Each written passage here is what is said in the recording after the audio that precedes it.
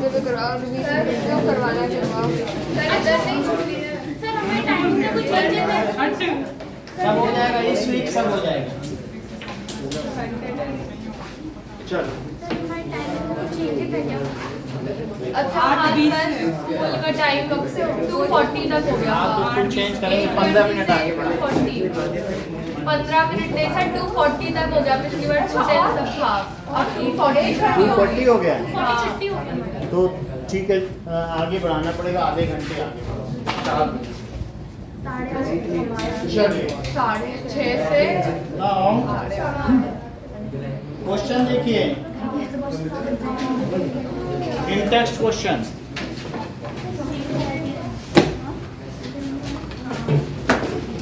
Sir एक बार question by conversion of ethanol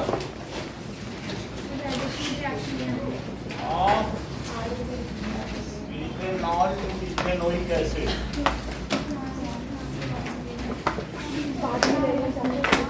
is addition reaction.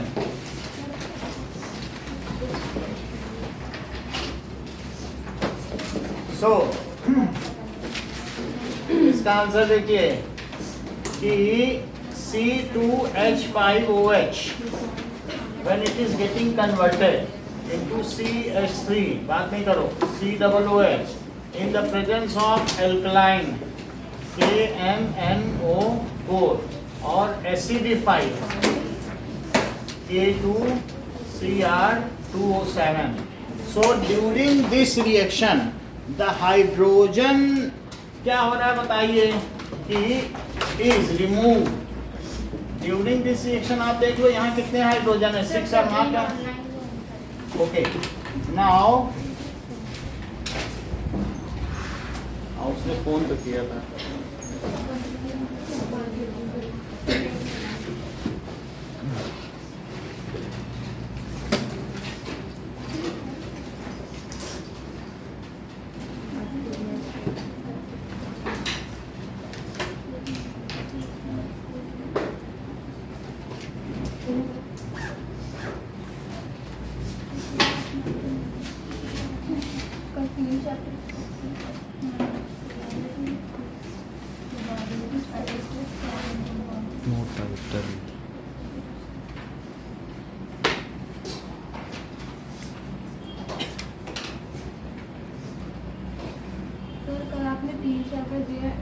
And में कम तो मत कर देना, कम करके अभी बता देना। नहीं कम नहीं करेंगे, पूरा दे देना।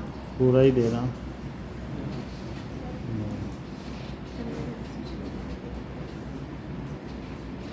सर ज़्यादा साइंस आएगा, सर आइए सभी आएगा, मैथ्स आएगी ज़्यादा, मैथ्स में आप लोग अच्छा नहीं कर रहे। सर आइए वगैरह कुछ नहीं हाँ वो जो बुक में वही पूछ रही थी। चलो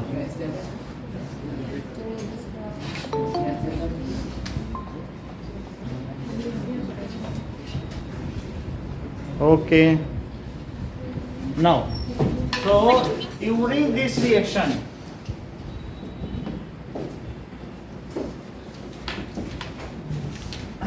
hydrogen atom is removed, so H atoms are removed, हो रहे हैं कि नहीं? Removed and O atoms are added to reactant. ये सब किसमें हो रहा है? Reactant. So it is oxidation reaction in which ethanol is oxidized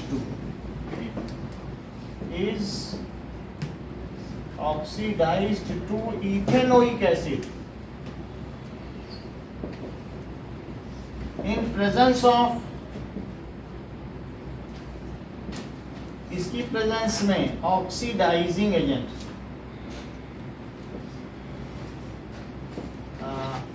alkaline KMNO4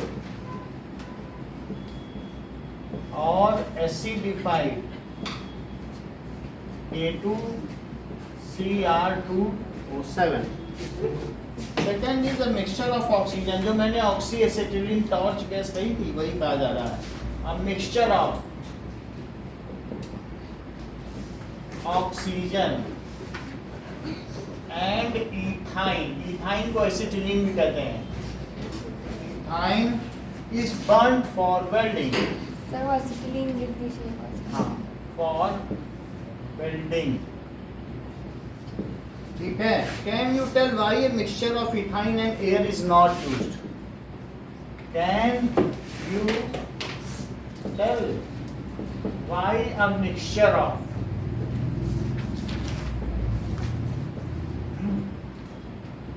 ethyne and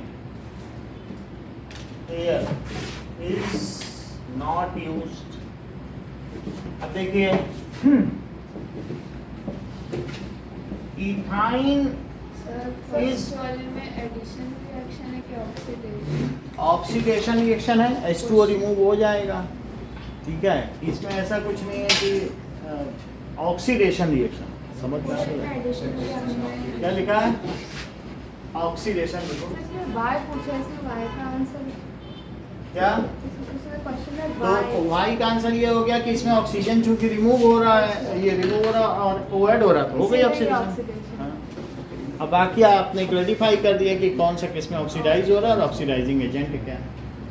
अब देखो, ethyne is unsaturated hydrocarbon. Ethyne is unsaturated hydrocarbon. It contains high percentage of carbon. ठीक है.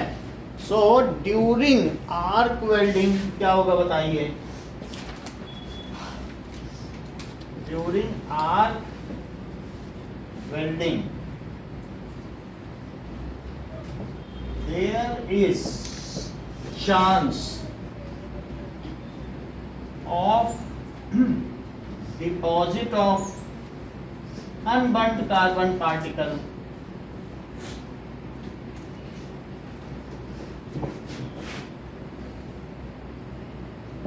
at welding surface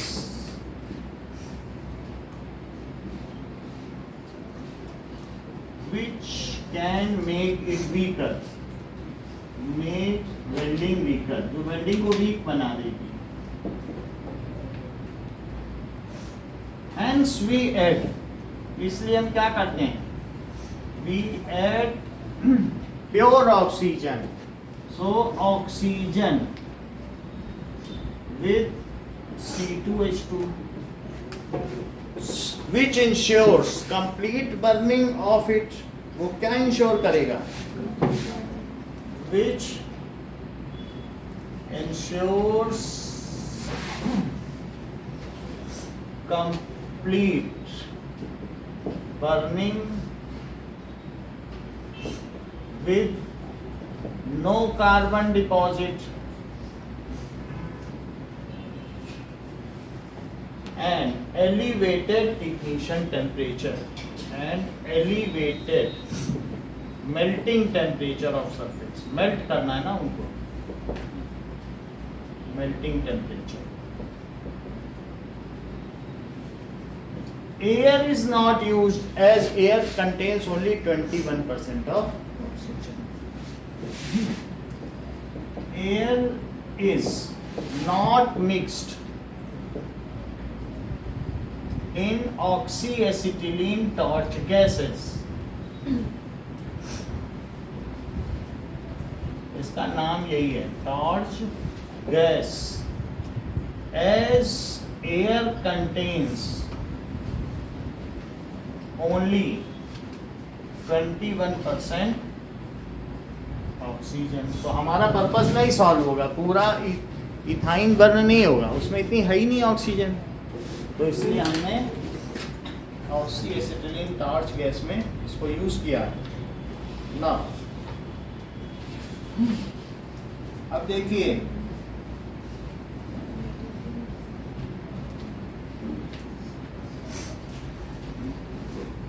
question number 13 exercise में आ जाइए।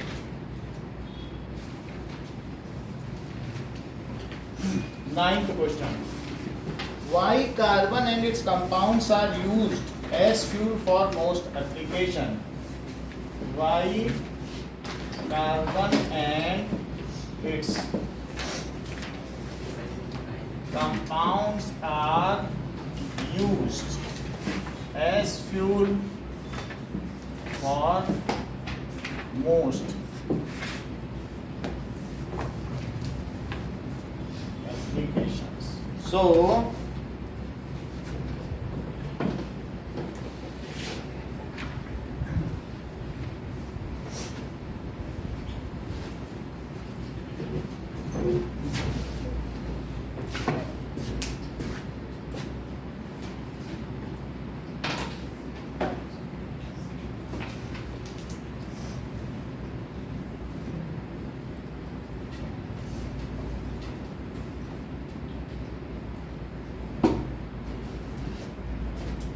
now carbon जैसे इन form of coal, तो कोल के रूप में इसे किया जाता है, and it's compounds, for example hydrocarbon. Hydrocarbon में क्या चीजें आ जाएंगी? CNG, LPG, यही सब तो आता है, पेट्रोल, मतलब एसिटिलीन तो C2H2 होता है, और उसी में हमने ऑक्सीजनेट कर दिया तो ऑक्सी एसिटिलीन टॉर्च गैस हो गई। लास्ट बात में बताया कि सो ये जो है यूज्ड, ये किस में यूज्ड होते हैं? These are used as fuel, as their end products are either CO2, अगर कार्बन जलेगा कोयला तो CO2 बनाएगा, और CO2 and H2O. So as their end products are either CO2 or CO2 and H2O. Other merits are, और इसकी दूसरी क्या मेरिट्स हैं? It has high calorific value, पर केजी जलाने में सबसे ज़्यादा एनर्जी 28,000 किलो जूल एनर्जी देता है। तो ब्यूटेन की बात कर रहे हैं, that is LPG। High calorific value, सबसे ज़्यादा 55,000 हाइड्रोजन की है, लेकिन अभी वो प्रोसेस में है। और इसकी भी कैलोरीफिक वैल्यू यानी amount of energy released when 1 kg fuel is burned, उसको क्या कहते हैं? Calorific value, that is amount of। Class 8 में इसकी एक लिस्ट लगी हुई है कैलोरीफिक वैल्यू की, कितनी कौन कौन देता। तो उसमें कोल एंड पेट्रोलियम जो चैप्टर आपने पढ़ा है, तो उसमें सारी चीज़ें लिखी हुई हैं कि what are its calorific value. तो उसमें मैं चेक कर लेता हूँ, 28,000 की है।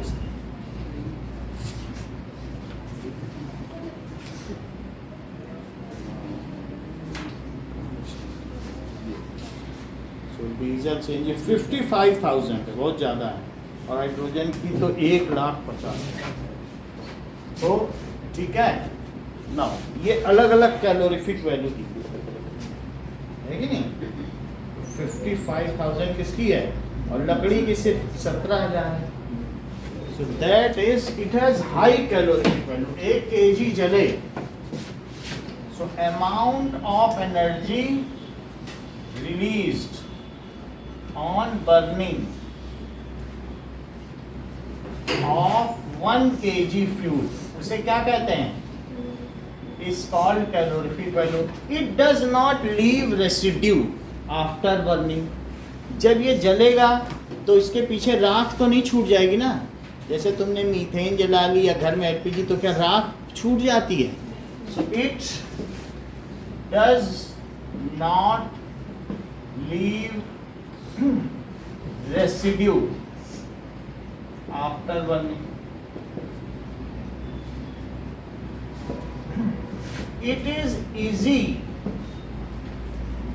to use, आसानी से यूज किया जा सकता है.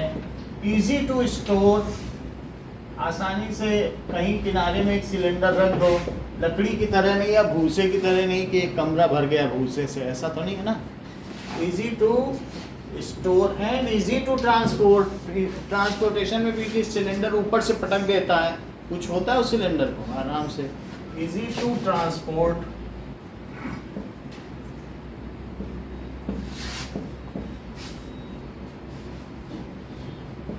It does not release smoke while burning. जलने में धुआं देगा क्या? तो नहीं देगा. So it does not release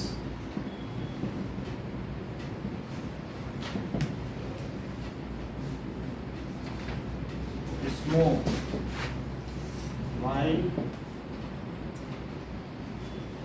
burning. It is easily available. ये आसानी से भारत के हर कोने में अवेलेबल है कि नहीं? तो ये भी चीज देखी जाती है. एंड प्रोडक्ट CO2 और H2 होता है, इससे इन्हें फ्यूल की तरह यूज करने से रिलेशन. इससे क्या है कि it does not leave any acidic gases. जैसे दूसरे अगर हम फ्यूल यूज़ करें तो NO2 N2O5 उससे एसिड रेन होने का खतरा बना रहता है, लेकिन इसमें क्या होगा, हाइड्रोकार्बन भी यही है, तो ये कोई दूसरी एसिडिक गैसेस नहीं यूज वो करता. तो बाकी बहुत सारे ऐसे हैं जो एसिडिक गैसेस निकालते होंगे फ्यूल में, उनमें इम्प्योरिटीज रहती है. तो इट डज नॉट लिबरेट. कौन कौन सी गैसेस? एसिडिक गैसेस जैसे N2O, NO2 और ऐसे SO2, ये सारी गैसेस ये नहीं निकालता है, जो कि हमारे एनवायरनमेंट के लिए. So it is environment friendly, यानी it pollutes our environment lesser. सिर्फ CO2 ही तो निकाल रहा है जो एक ग्रीन हाउस गैस है, और तो कोई नहीं है. तो इसलिए so it less pollutes our environment. ऐसा नहीं है कि वाहनों के चलने से प्रदूषण नहीं होता है, क्योंकि उसमें लेड भी मिलाया जाता है, अलग से वो डाला जाता है कि टेट्राइथाइल लेड, तो एक शैशे डालते हैं तो वो बूस्टर की तरह. तो इट इज लेस पॉल्यूटिंग. तो ये बात हो गई. It that's why it has all merits of a good fuel. तो इसलिए हम इसे यूज कर सकते हैं. अगला देखिए कि सर तो और कौन से फ्यूल है जो ऐसे ये एसिडिक गैसेस. मान लीजिए हम कार्बन एंड इट्स कंपाउंड की बात कर रहे हैं, तो कार्बन में सबसे ज़्यादा निकल रही, कोयले में नहीं जलाना चाहिए. कोयले में NO2 और N2O और SO2 सबसे ज़्यादा निकल, और वो रेसिड्यू भी छोड़ता है. तो हम कार्बन एंड इट्स कंपाउंड से मेनली हाइड्रोकार्बन के बारे में बात करें. कोल ना निकले, कार्बन एंड इट्स कंपाउंड, ये सेंटेंस काट ही दें. हम कोल की बात ही नहीं करना चाहते. बात समझ आ गई? तो उसमें वो इग्नोर हो जाएगा, नहीं तो लोग कहेंगे कोल के बारे में बात कर रहे हो, लिख रहे हैं रेसिड्यू छोड़ रहा नहीं. सो अब देखिए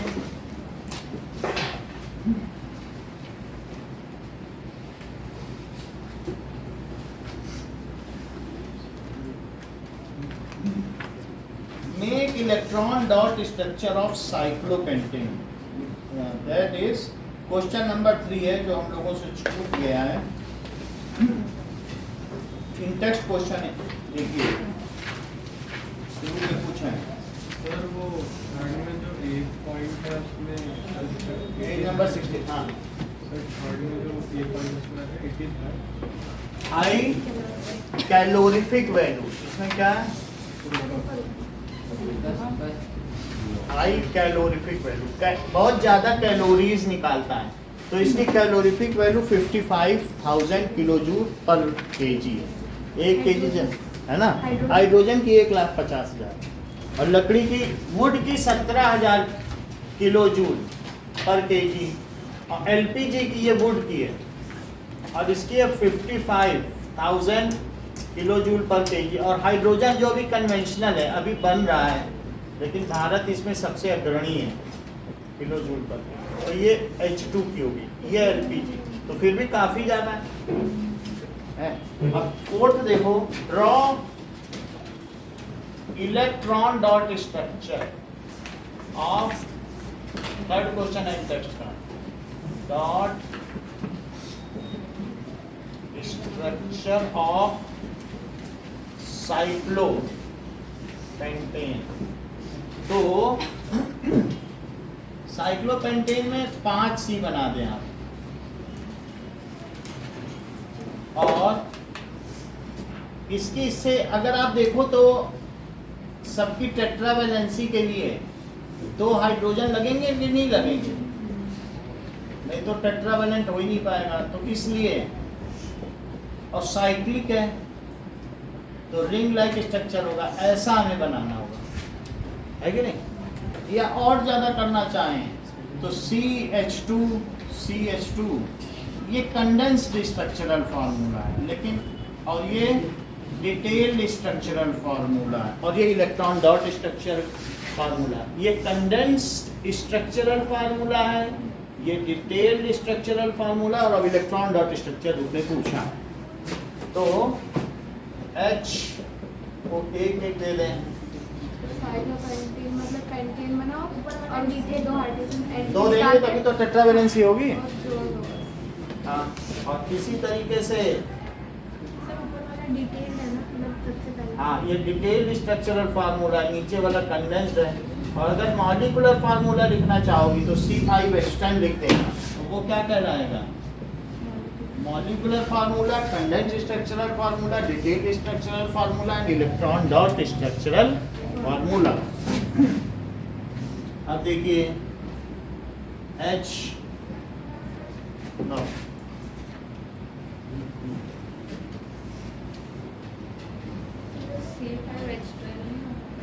C5 तो एक जान मिल जाएंगे, नहीं तो इनको अलग अलग कर लो तो अच्छा है। खोल दो की चेन तो 12 हो ही जाएगा, लेकिन हमें फिर इनको जोड़ना है ना, तो टर्मिनल जब जुड़ जाते हैं तो फिर 2H हटना पड़ता है, कुछ हट के ही होगा। अब देखो ये सारे हो गए, इनके अपनी तरफ 1-1 इलेक्ट्रॉन कर दो, ये आपस में भी रिंग बना दी, सबके 4 इलेक्ट्रॉन बना दिए। ऐसा कोई कार्बन नहीं है जिसमें हमने 4 इलेक्ट्रॉन नहीं बनाया, देख लो। तो इसका एक इससे बनेगा बॉन्ड, इससे, और एक इससे। अब ये देखिए हाइड्रोजन के सबके डुप्लेट लगा दो,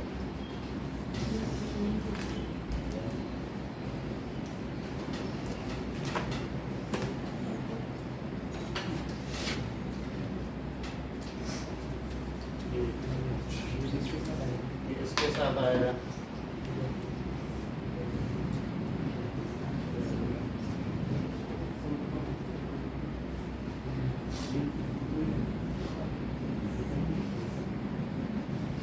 ओके, ये तो हाइड्रोजन के डुप्लेट हो गए।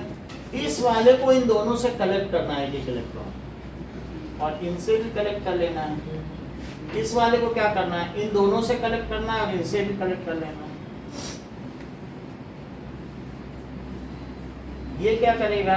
यहाँ से भी लेगा और यहाँ से भी लेगा, और इन सबको भी कलेक्ट करके एक सर्कल में, अंशिका, एक ही एटम होना चाहिए,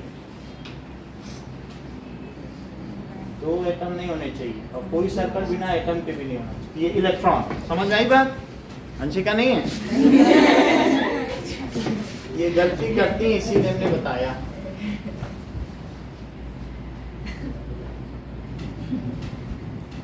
ये देखो, दिस इज ऐसे। तो और इस वाले में भी एक इससे लिया जाए और एक इससे, और बाकी, ठीक है? तो ऐसा स्ट्रक्चर बनेगा। ओके, ये हो गया।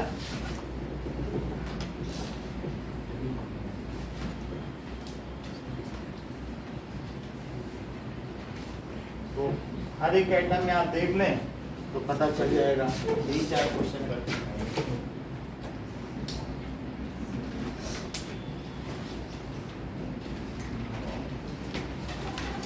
ये बहुत क्वेश्चन है।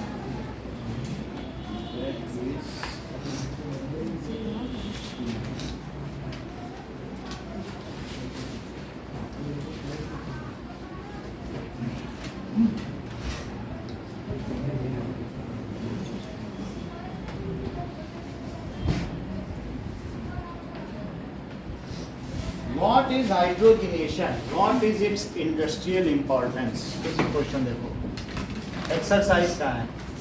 What is hydrogenation? What is its industrial importance? कल आप लोगों की 4 से 6 बजे से क्लास 5:45 से 7:45 ये साइंस की होगी, ठीक है। चलो टेस्ट सुबह, सो व्हाट इज इट, सुबह ही टेस्ट ने अलग से टेस्ट मत दें, नहीं तो फिर शाम को आओगे फिर टेस्ट दोगे, अच्छा नहीं लगता, ना पढ़ पाओगे ढंग से, ठीक है। जो सर- टेस्ट का टाइम होता है उसी पे टेस्ट दिया करो। और मैथ्स का वो थोड़ा सा पीछे का बच रहा है ना। मैथ्स का जो बच रहा है वो अभी हम प्रोबेबिलिटी करा देंगे, वो 20-25 मिनट, तो जब होगा तो करा कल या परसों मैथ वाले दिन करा देंगे मंडे को, और उसी के साथ साइंस फिर आगे ले लेंगे। चलो, सो हाइड्रोजिनेशन क्या है? That is conversion of vegetable oil which are unsaturated, वो अनसैचुरेटेड कार्बन कंपाउंड है, इनटू, तो देखो conversion of vegetable oil, addition of hydrogen नहीं होता। वेजिटेबल ऑयल इनटू वनस्पति घी, वो किसमें बदल दिया जाए? वनस्पति घी बाय एडिंग पैलाडाइज्ड, कैसा हाइड्रोजन? हमने पिछली बार भी बताया था, पैलेडियम में हाइड्रोजन रहता है। पैलेडियम में बहुत बड़े बड़े इंटरस्टिशियल स्पेसेस होते हैं, उसमें हाइड्रोजन अंदर रह जाता है, बड़े बड़े जगह होती हैं उसमें, वॉइड्स। पैलेडियम एक वो होता है पीडी, तो अगर आप देखें तो 10th ग्रुप में पीडी है निकल के नीचे, तो पैलेडियम एक तरीके का क्या है कि मेटल है, तो उस मेटल में अगर हाइड्रोजन डालो तो खूब सारी एब्जॉर्ब कर लेता है, तो एब्जॉर्बर है। तो हम पैलेडाइज्ड हाइड्रोजन यूज करें, कैसा? बुक में लिखा है पैलेडियम यूज किया जाता है, निकेल और पैलेडियम। तो बाय एडिंग पैलेडाइज्ड हाइड्रोजन, पैलेडाइज्ड हाइड्रोजन है या प्लेटिनाइज्ड हाइड्रोजन भी यूज कर सकते हैं। दो ऐसे सोर्स हैं जिनमें हाइड्रोजन अच्छे से एब्जॉर्ब हो जाता है, फिर हम हाइड्रोजन अलग से कहाँ लिए घूमेंगे, तो उसी को यूज कर लेते हैं। इन प्रेजेंस ऑफ, किसके प्रेजेंस में? Nickel catalyst, nickel catalyst at 200 degree Celsius is called, इसे क्या कहेंगे? हाइड्रोजिनेशन, हाइड्रोजन का एडिशन हो रहा है, ठीक है। This reaction is used industrially, reaction is used at large scale. So hydrogenation इसमें भी यूज होता है। इसी में भी हो सकता है, लेकिन इसको हाइड्रोजिनेशन, इस ये एक हाइड्रोजिनेशन रिएक्शन है, और हम ये किसी में भी और भी किसी का भी कर सकते हैं, हाँ, जिसमें हाइड्रोजन जुड़ रहा है वो हाइड्रोजिनेशन है। So it is used at large scale, ठीक है। टू कन्वर्ट, इस किसको कन्वर्ट करने के लिए? दैट इज वेजिटेबल ऑयल को fatty acids, large scale industrial, इतना लिख लो।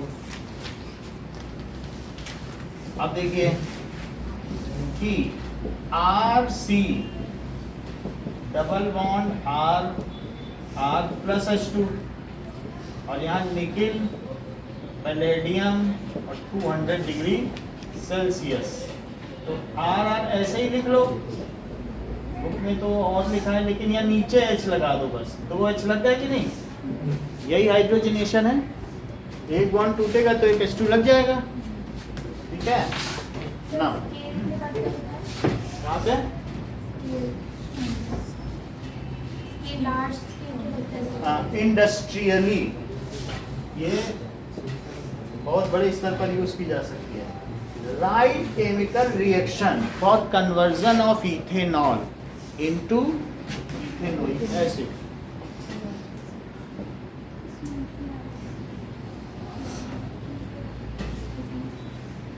Reaction for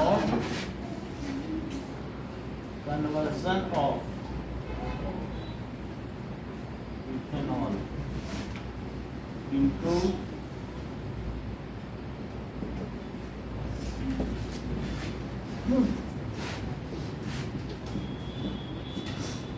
write condensed structural formula for methanol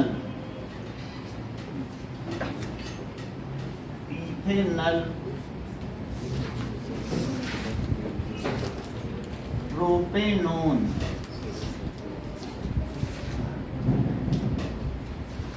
methanoic acid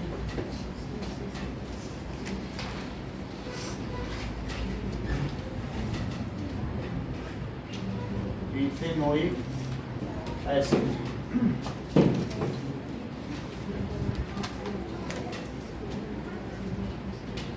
propanol propine chloropropane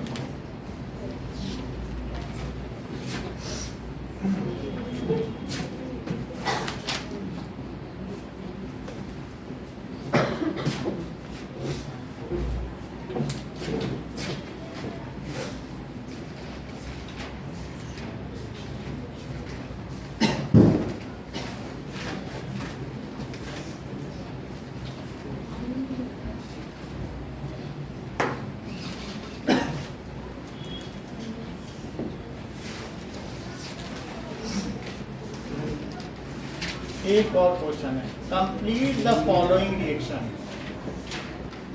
sir आटो का question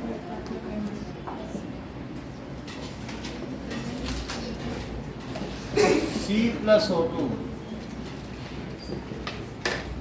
CH4 plus O2 CH3 CH2OH plus O2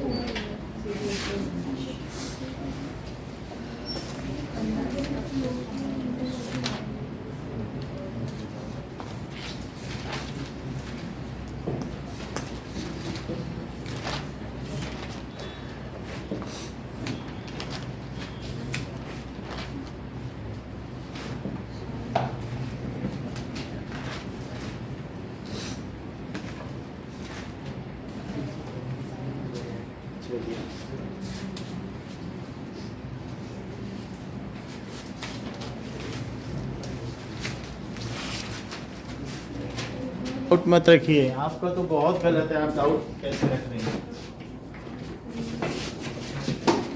अभी आपको शुरू से बताना पड़ेगा सब कुछ। नाउ सो इथेनॉल के बारे में देखो,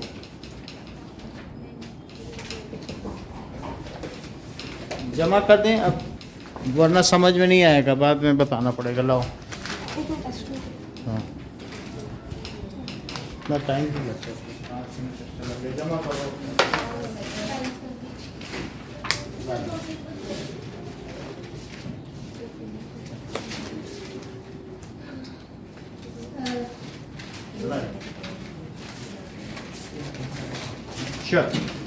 ethanol is a prime reagent.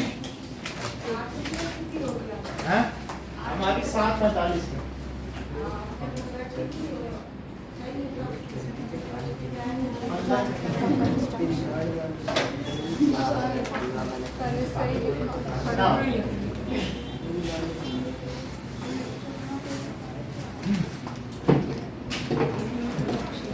चलिए इधर ध्यान दीजिए अर्पिता।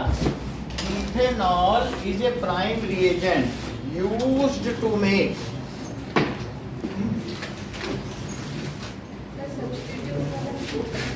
Substitution reaction. देखिए एक बची हुई है, substitution reaction.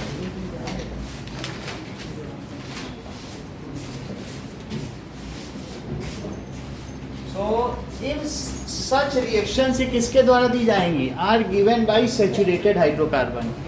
Such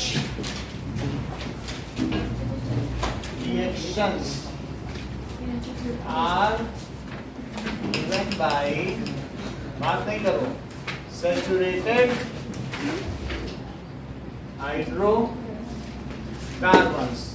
in which a group, an atom or group of atom removes H atom to get H.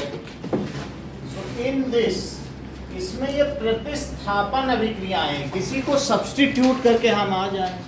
So in this, one H atom is removed by, कौन रिमूव करेगा? Some other atom, कोई other atom remove कर देगा, और group of atoms, और group of atoms. जैसे देखो कि मान लीजिए आपके पास यहाँ पर मीथेन है, और मीथेन में आप Cl2 ऐड करो, तो Cl2 ऐड करोगे तो क्या होगा बताओ? मीथेन में अगर Cl2 ऐड करेंगे तो ऐसे नहीं ऐड हो सकता, एडिशन तो नहीं हो सकता. एक H को हटना पड़ेगा, एक H हट जाए और फिर उसकी जगह कौन आ जाए? एक Cl आ जाए, तो फिर क्या रिएक्शन हो जाएगी बताइए? तो CH3Cl, CH3Cl और प्लस HCl, तो एक हट गया कि नहीं? और ऐसा सनलाइट की प्रेजेंस में होगा, सूर्य के प्रकाश में. That is sunlight, that is question. देखिए इसमें दिखाया गया है इन प्रेजेंस ऑफ सनलाइट. तो जो मीथेन गैस है, और अगर क्लोरीन डाल दी जाए, धूप दी जाए, तो फिर वो क्या बन जाएगी? क्लोरोमीथेन. क्लोरोमीथेन बन गई कि नहीं? CH3Cl किसका फार्मूला है? और फिर इतना ही नहीं है, अगर तुम इसमें एक और Cl2 डाल दो तो बोलो क्या होगा? तो क्या एक और H चला जाएगा, और फिर क्या बन जाएगा बताइए? अगर मैंने इसमें और ऐड कर दिया तो फिर CH2 और Cl2 बन जाएगा. देखो क्या बन जाएगा? CH2 और 2 Cl लग जाएंगे. लेकिन अगर मैं इसमें और Cl2 से रिएक्शन कराऊं, देखो एक HCl रिमूव हो गया, मैंने रिमूव कर दिया कि नहीं HCl? एक और Cl2 से रिएक्शन कराऊं तो क्या एक और H हट जाएगा? तो इसको क्या कहेंगे बताइए? कि CH, अब एक H बचा और Cl3 हो गया, CHCl3. ये क्लोरोफॉर्म है जो कि एनेस्थीसिया है, महारानी विक्टोरिया को दिया गया था उनके प्रथम जो प्रसव के दौरान, when she was pregnant and parturited her first child, then this anesthesia was given. इसी को क्लोरोफॉर्म कहते हैं. चोर लोग इसी को सुंघा कर, बर्गलर लोग हमारा पैसा लूट लेते हैं. So this is known as anesthesia, निश्चेतक. सारे एनेस्थीसिया एक होते हैं. ये नुकसान करता है हमारी बॉडी को, तो इसलिए अब नहीं दिया जाता, अब बैन हो गया. पहले दिया क्यों जाता था? क्लोरोफॉर्म, पहला ये क्योंकि बहुत ज्यादा दर्द होगा डिलीवरी के टाइम पे, तो दे दिया जाता है, तो इसलिए लेबर पेन को कम करने के लिए. तो CHCl3, कहीं आप इसे ये तो नहीं सोच रही हैं कि ट्राइक्लोरोमीथेन है? बताओ उसको क्या सोच रही हैं? क्या डाइक्लोरोमीथेन है? और इसे क्या सोच रही हैं? और अगर मैं इसमें और Cl2 डाल दूं तो क्या एक और HCl हट जाएगा? टेट्राक्लोरो, या क्या ये CCl4, दैट इज टेट्राक्लोरोमीथेन या कार्बन टेट्राक्लोराइड, आपने 9th में भी पढ़ा है यदि याद हो तो. CCl4 जब एटम्स एंड मॉलिक्यूल्स पढ़ रहे हैं, तो ये चीज हो गई कि नहीं? तो ये सब्स्टिट्यूशन रिएक्शन पीछे बात समझ में आ गई कि कैसे सब्स्टिट्यूशन हो रहा है. धीरे धीरे क्लोरीन ऐड होता जा रहा है और HCl क्या होता जा रहा है? निकलता चला जा रहा है. अदरवाइज सिंपली भी ऐसे निकल जा सकता है अगर एक ना हो. ये कहाँ यूज होता है? ये पेंट्स में यूज होता है. पेंट्स में ये सॉल्वेंट है। ये एनेस्थीसिया डाइक्लोरोमीथेन, इसका क्या नाम है? और इसका क्या नाम है? रोमिल, इसका क्या नाम है? क्लोरोमीथेन। तो इसको देखो क्लोरोमीथेन, ये डाइक्लोरोमीथेन, ये क्या हुआ? ट्राइक्लोरोमीथेन। और ये क्या हुआ? Carbon tetrachloride. तो ऐसे निकनेम है, लेकिन टेट्राक्लोरोमीथेन इसका IUPAC नेम है। तो टेट्राक्लोरोमीथेन और कार्बन टेट्राक्लोराइड, इन सभी को जानना चाहिए, ये 10th के सिलेबस का। आगे देखिए, नाउ इथे some important carbon compounds.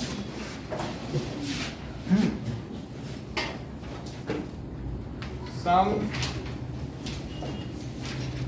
Important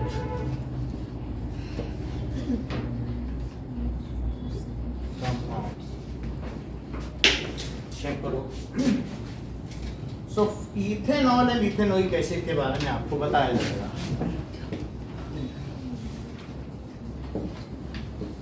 It is a prime reagent। Organic chemistry में ये सबसे मुख्य अभिकर्मक है। Prime reagent used to manufacture a lot of,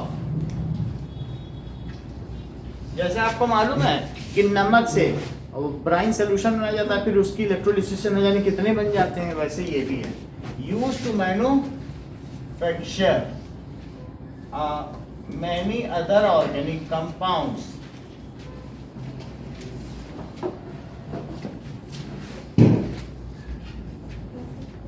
it is second member of alcohol family. ये कैसा मेंबर है?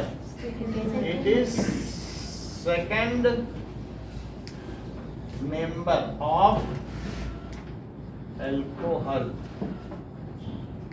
family having characteristic smell। इसकी characteristic smell है। अच्छा, it is slightly basic in nature। 7.36 इसका है जो pH वैल्यू है, जो कि हमारी बॉडी का भी है, इसीलिए हम लोग की बॉडी को सूट करता है और हम एक एक ग्लास पी जाते हैं। सो इट इज, अगर इसमें मान लीजिए रेड लिटमस पेपर डाला जाए तो पीयूष क्या होगा? कुछ होगा कि नहीं? ये बहुत अच्छा बताते हैं। जैसे इन्होंने कहा कि क्योंकि वो ब्लू है बेसिक में, है ना, तो इट इज स्लाइटली, कितना बेसिक है बताओ पीयूष?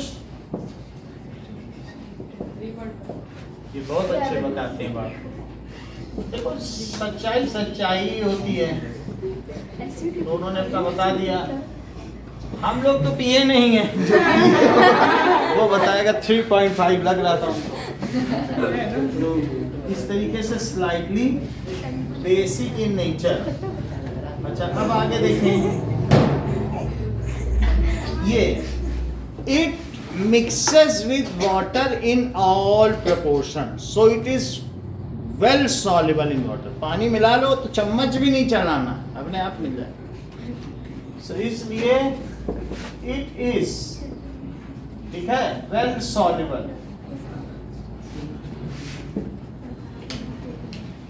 in water।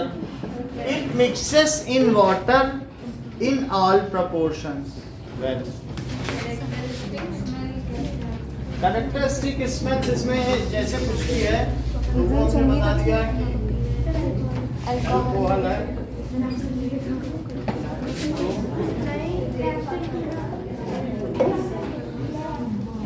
ये लैब रिएजेंट है।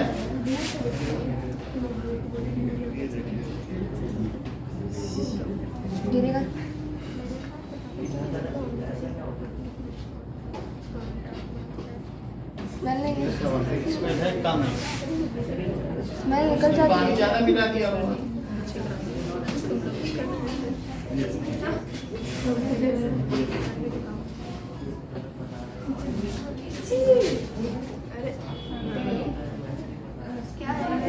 कैरेक्टरिस्टिक अल्कोहल सबको करा है।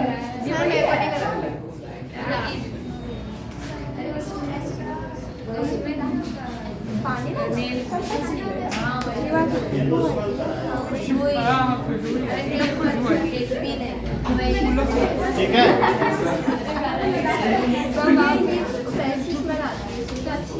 कई रेस्टोरेंट में भी इसकी स्मेल आ जाती है, जहाँ कोई विस्की पी रहा वही है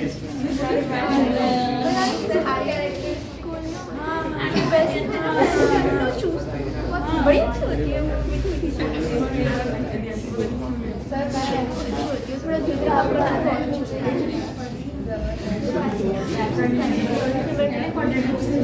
मुझे तो अपनी चलो चलो सुनो, now soluble, it is well soluble in water in all proportions. कैसा? In all proportion. अच्छा, अब जरा देखें कि इसका जो हाइड्रोजन है वो एसिडिक नहीं है, ये कभी H+ नहीं रिलीज करता है, और इसका फार्मूला क्या है? That is C2H5OH। अब जरा देखो, सो इथेनॉल सॉल्युबल है, इसका क्या क्या यूज है? It is used, it is an active ingredient in all alcoholic drink. अगर मान लीजिए कि हम बियर पी रहे हैं तो उसमें 5% अल्कोहल है, और इसी तरीके से कोई जैसे रशियन है या कुछ और भी होता है, ओल्ड मॉन्क या कई तरीके की विस्की होती है, रम होता है, तो विस्की में 70% है और रम में 90% है। तो बियर में 5% है और चावल में 4%। चावल खा के नींद आती है ना, तो जो भी इन सब चीज़ों में है, तो ये दोनों एक ही हैं, बियर और चावल में थोड़ा फर्क आता है। तो उसके बाद जो नींद आती है वो अल्कोहल की वजह से। हाँ, आगे सुन लो, कंजम्पशन,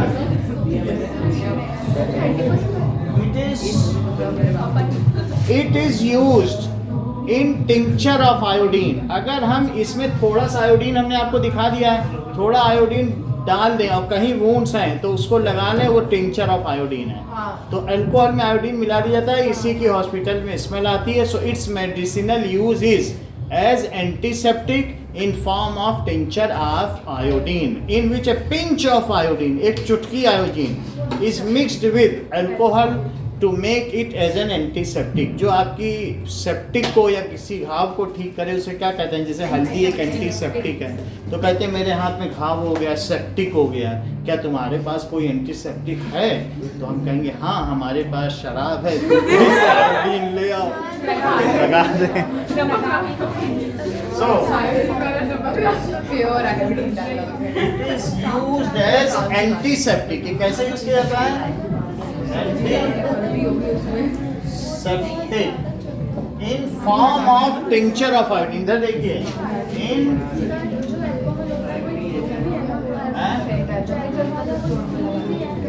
अल्कोहल अब यूज किया जा सकता है। तो नाउ ZSM 5 मिला के हम इसको यूज कर रहे हैं बहुत सारी गाड़ियों में। इंडिया में 20% मिक्स कर दिया जाता है पेट्रोल। अब देखो, in form of tincture of iodine, if a pinch of iodine is mixed, ठीक है, if iodine is mixed in alcohol then it is form. It is mixture of, ये किसका मिक्सचर है? It is mixture of iodine in alcohol। Okay, alcohol ना लिखो, ethanol लिख लो, क्योंकि हम इथेनॉल के बारे में पढ़ रहे हैं। और इसके अलावा कि जो इथेनॉल है, it is also used as cough syrup. जरा देखो, बेयर्स रिएक्शन, बेयर्स रिएजेंट कहा जाता है। It is also used as cough syrup। तो अगर आप कफ सिरप में देखेंगे तो उसमें 8% इथेनॉल। अब देखो कि यहाँ पर जैसे ये क्या चीज है, क्या आप इसे देख रहे हैं? CH2 डबल बॉन्ड CH2, और अगर H2O डाल दिया जाए और साथ में KMnO4 की उपस्थिति में, क्या आपको KMnO4 का कलर मालूम है? पर्पल कलर होता है। कैसा कलर है? पोटेशियम परमैंगनेट नहीं है तो वो पानी में डाल के दिखा दें। सर ये पिंक था। पिंक है मतलब इस तरीके का कलर है। तो ये अगर थोड़ा सा डाल देंगे पानी में तो क्या होगा? पर्पल कलर हो जाएगा। ये देखिए, और अगर मैं इसमें इथेनॉल डाल दूं, सुनिए, तो हमारा कफ सिरप बन जाएगा। ये अब धीरे धीरे हो जाएगा। थोड़ा सा हमने डाल दिया है, डाला था वो उतने में ही बहुत हो जाएगा। वो हो जाएगा, एक पार्टिकल ही बहुत है इसके लिए। चल सुनो, इधर देखो, ये H2O क्या बन गया बताइए? ऐसा होने से ये एक, सुन लो, एक H यहाँ आ जाएगा और एक OH यहाँ, और ये एक में इनमें जुड़ जाएगा क्या? और फिर क्या होगा बताओ? CH2 ये है और ये क्या है बताइए? CH2, और इसको क्या कहते हैं? H2O दो जुड़े, दो HOH है, लेकिन KMnO4 क्या एक ऑक्सीडाइजिंग एजेंट है। तो KMnO4 क्या करता है? इसका काम है कि KMnO4 H2O को किसमें बदल देता है बताओ? ऑक्सीजन के साथ। इसमें से बहुत सारी ऑक्सीजन निकलेगी और ये किसमें बदल देगा? HOOH, हाइड्रोजन परऑक्साइड, आंख की दवा। हाइड्रोजन परऑक्साइड है क्या? आई ड्रॉप। ये देखो, ये कुछ नहीं है, जैसे ये मैनिक्योर पेडिक्योर के लिए भी की जाती है। अभी हमारे पास आई है तो डॉक्टर से स्क्रिप्ट लिखी है, मतलब इस समय नहीं है यहाँ पे लग रहा है मुझे। चलो, लेकिन जो भी आई ड्रॉप है ना, हाइड्रोजन परऑक्साइड H2O2। अब जरा देखो, इसने क्या बना दिया? KMnO4 ने ये बना दिया। अब यहाँ पर ये जो H2O2 है, एक OH यहाँ लगा और एक OH यहाँ, यही तो है, ये चीज यही तो है। और अगर बॉन्ड टूट जाए तो क्या एक OH यहाँ लग जाए और एक OH यहाँ लग जाए? सही है। तो अब ये जो चीज है इसको कहते हैं इथेन 1,2 डाइऑल या इथाइलिन ग्लाइकॉल, क्योंकि मीठा होता है ना। ग्लाइसिन किसमें लगाया जाता है? ग्लू। ग्लाई वर्ड किसमें यूज किया जाता है? जो स्वीट हो। ग्लूकोज को क्यों ग्लूकोज कहते हैं? क्योंकि वो ग्लाइसिन है, मीठा। तो इसको कहते हैं इथाइलिन ग्लाइकोल। यही कफ सिरप है। तो कहा भी जाता है खांसी के लिए तो बस ग्लाइकोडिन, यही ग्लाइकोडिन। तो फिर से समझो, मेरा कहने का मतलब है ये कफ सिरप बनाने के काम में आता है। अगर आप इससे न भी बनाएं तो दूसरी तरीके से भी बना सकते हैं। ये देखो कफ सिरप, ये चीज क्या है बताओ? CH3, CH2 और OH है, और इसमें अगर मैं एक और H2 ये जोड़ दूं KMnO4, तो वो इसको ऑक्सीडाइज कर देगा। और कैसे ऑक्सीडाइज करेगा? यहाँ OH लगा देगा। समझ में आ गई बात कि नहीं? तो CH2 एक H में क्या लगा देगा बताओ?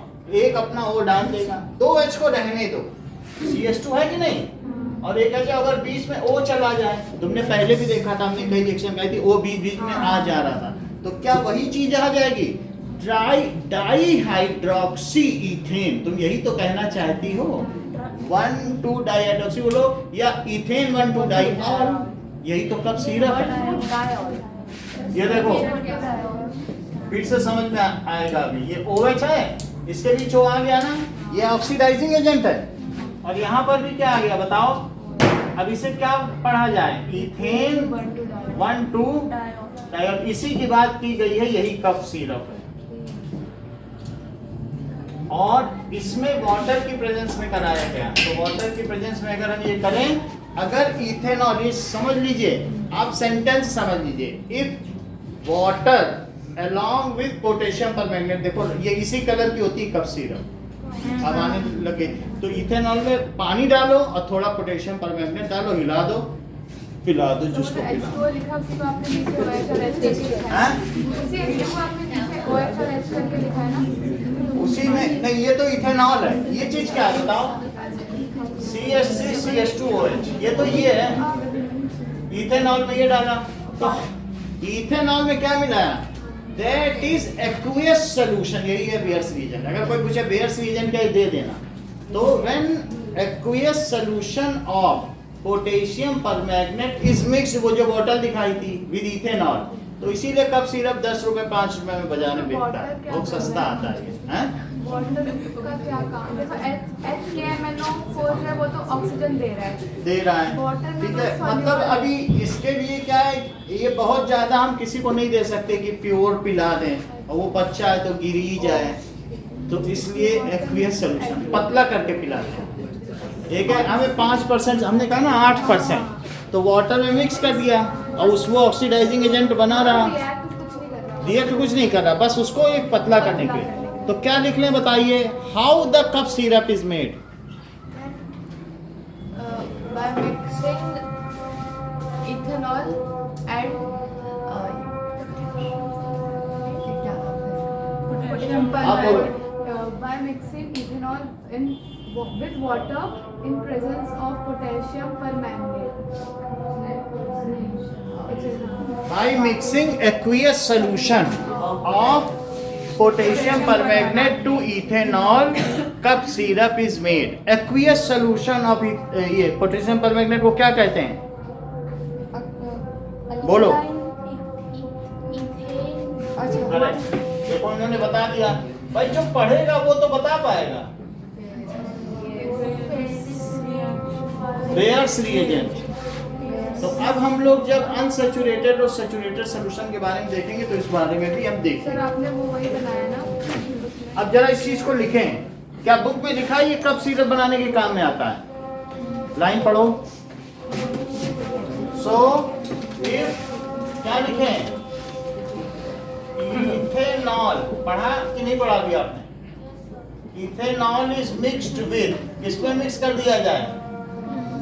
Aqueous solution of potassium permanganate KMNO4, जिसको कि एकलव्य और क्या कहा जाता है? ये नहीं कहा जाता क्या? अच्छा, बेयर्स रिएजेंट अगर मिक्स कर दिया जाए देन इट फॉर्म्स, ध्रुवांशी ये क्या बना देगा? Cup syrup. अरे कप सिरप तो नाम तो बता दो। इथेन 1 ठीक है, ठीक है, तो कप सिरप, ठीक है, आपको पता होना चाहिए हमारे उद्देश्य। समझ में आ गई बात? तो ये क्या बना देगा? Ethane 1,2 which is called cup syrup. तो एक तो ये बन सकता है, और एक इसका क्या उपयोग है बताइए? That is tincture of iodine.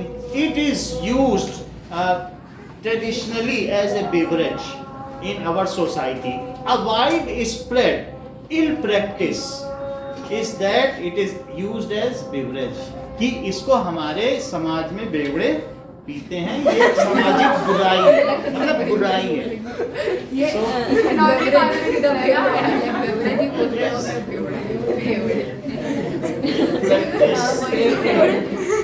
In our society that alcohol is consumed as a drink, ठीक है, to paralyze their nervous system for some time. Yeah, ठीक है, society that this बताओ सिरप, सिरप सिरप, हाँ। Now अब जरा देखें, that alcohol, ethanol is consumed, ethanol is consumed, ठीक है, to किसके लिए? ये जरा देखिए, to cause drunkenness, ड्रंकननेस पाने के लिए हम इसको पीते हैं। बात समझ में आ गई? बाकी अब थोड़ा सा बाकी है, कल हम इस चैप्टर को कंप्लीट करते हैं। इतना गंदा सा